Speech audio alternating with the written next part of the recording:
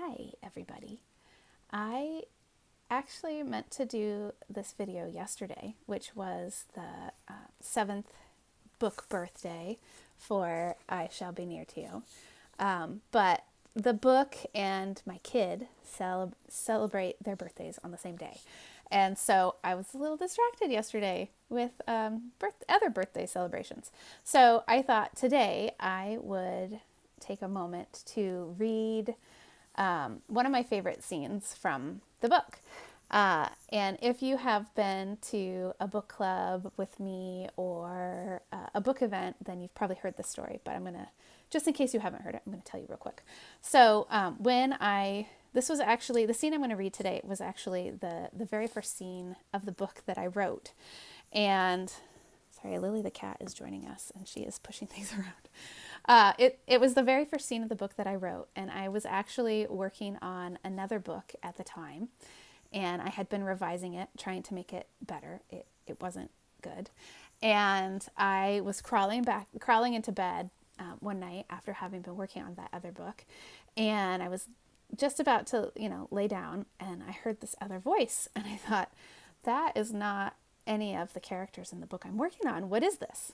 And fortunately, I knew enough to know that what I was hearing in my head was, something special. So I got up and I wrote out the scene that occurred to me that night.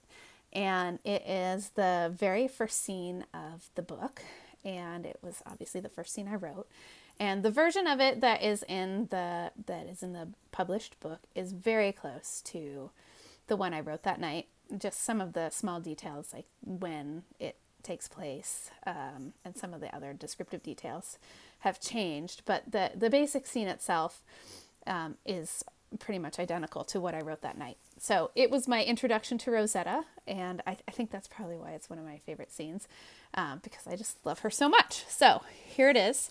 It's chapter 1, scene 1.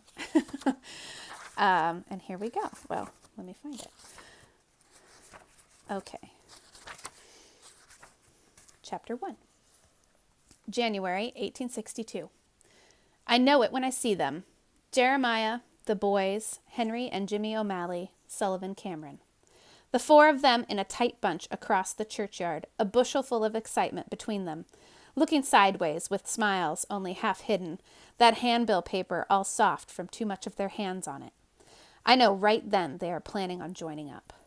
It makes me so mad I could kick shins, but I stay put next to Betsy, listening to Mama talking about Mrs. Waite's baby.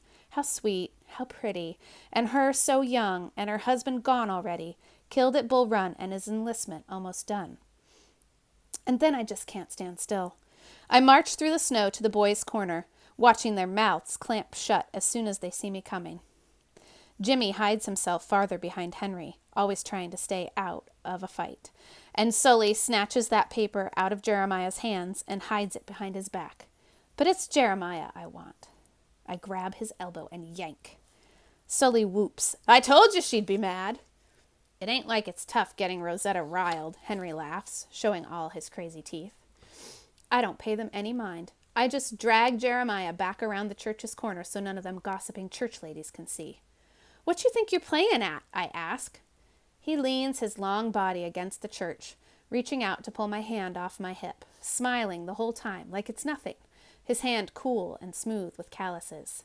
What do you mean, he says, like I don't know, like everyone don't, like the men ain't been talking about the war for most of the year. My papa standing with Mr. Cameron and Jeremiah's pa, their voices loud, their hands moving, complaining on Lincoln or McClellan, or talking about how if we had generals like Stonewall Jackson, the war would be over already. Now, more than ever, I am wishing it was. What makes you think you need to be the one teaching those rebels a lesson? I ask him. Rosetta, that ain't the only thing. You marry me then, I say, and I ain't even scared. What? He says, his back straight as the steeple.